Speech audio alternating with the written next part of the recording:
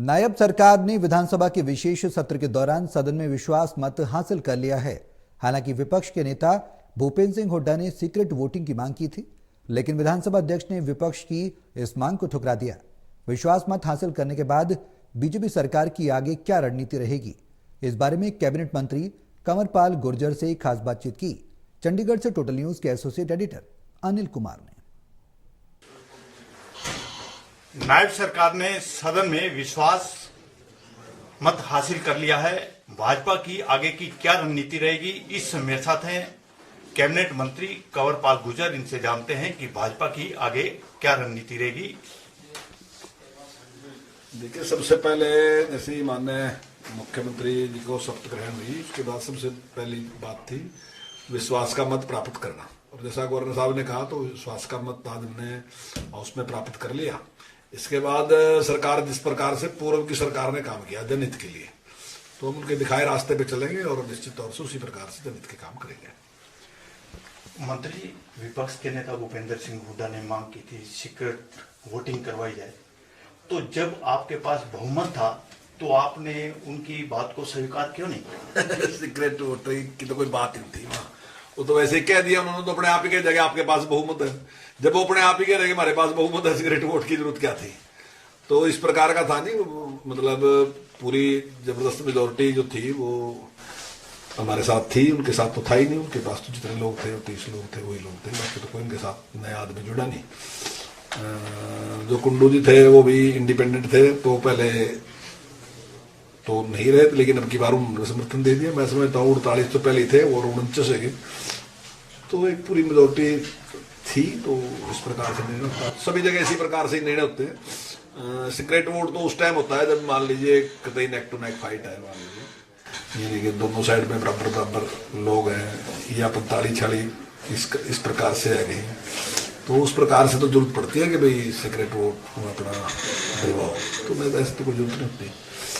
वो सहमत थे इस बात से, तो कहने के लिए मंत्री जी, विपक्ष के नेता भूपेंद्र सिंह हुड्डा ने ये भी सरकार से मांग की थी कि राष्ट्रपति शासन लगाया जाए और दोबारा से लोगों का मैंडेट हासिल किया जाए। ये तो कहने की बातें, कुछ भी कह सका।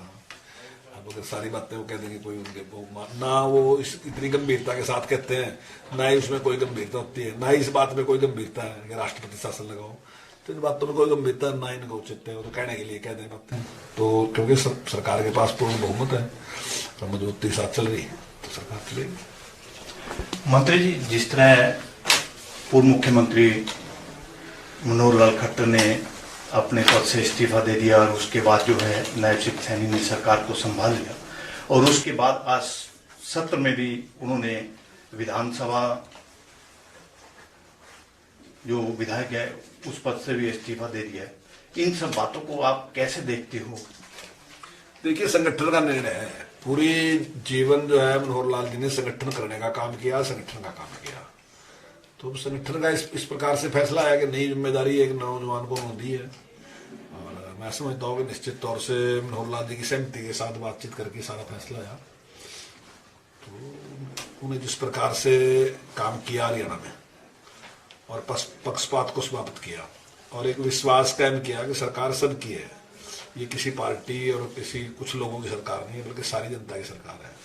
तो निश्चित तौर से उस विश्वास को और मजबूती से कायम करेंगे और जनहित के लिए काम करेंगे। मंत्री जी, आप तो मनोहर लाल जी के काफी नजदीक हैं और आपको हर चीज का पता होता है कि किस तरह आगे बात चल रही है, तो अब मनोहर लाल जी की अगली उड़ान क्या है? नहीं, देखिए, जो भी अगली उड़ान है उसका अभी जल्दी मैं समझता हूँ सबके सामने बात आ जाएगी, और निश्चित तौर से जो उनकी योग्यता है उसके अनुसार उन्हें जिम्मेदारी दी जाएगी। मंत्री जी, जेजेपी के विधायक जो है सदन से बाहर रहे, उन्होंने व्हिप भी जारी किया। ये भाजपा की रणनीति थी या जेजेपी सरकार के साथ नहीं जाना चाहती थी? नहीं, देखिए, तो जेजेपी की अपनी बात थी, उनका अपनी पार्टी का फैसला था। अभी इसके बारे में तो वही बता सकते हैं कि उन्होंने क्यों किया ऐसा, लेकिन उनका अपनी रणनीति है।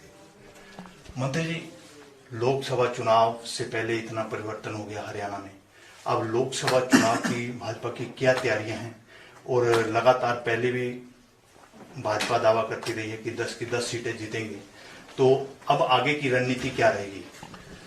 नहीं, देखिए, मैं पूरी उम्मीद है इस बात की, जिस प्रकार से जिस ईमानदारी के साथ काम किया, जितने विकास के कार्य है और जिस प्रकार से हर वर्ग के लिए काम किया, ऐसे में हमारा वोट पिछली बार भी 3.5% बढ़ा था और अब की बार मुझे उम्मीद है कि अब की बार हमारा वोट प्रतिशत बढ़ेगा और 10 की 10 सीटें भी जीतेंगे। ये थे मेरे साथ कैबिनेट मंत्री कंवरपाल गुर्जर। इन्होंने बताया कि आज नायब सरकार ने सदन में विश्वास मत हासिल कर लिया है और इसके साथ साथ इन्होंने ये भी बताया कि मनोहर सरकार की नीतियों को आगे बढ़ाया जाएगा। Anil Kumar, total news, Chandigarh.